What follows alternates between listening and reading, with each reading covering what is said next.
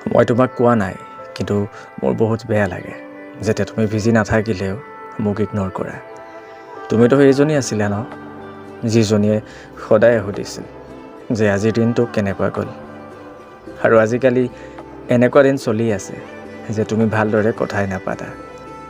মই ভাবোঁ যে তোমাক কৈ দিওঁ, তোমাৰ লেট ৰিপ্লাই মোক কষ্ট দিয়ে।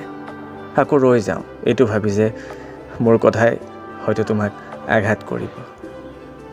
যাৰ সৈতে ৰাতি ৰাতি কথা পাতিছিলোঁ, এতিয়া তাইৰ সৈতে অলপো কথা পতাই নহয়।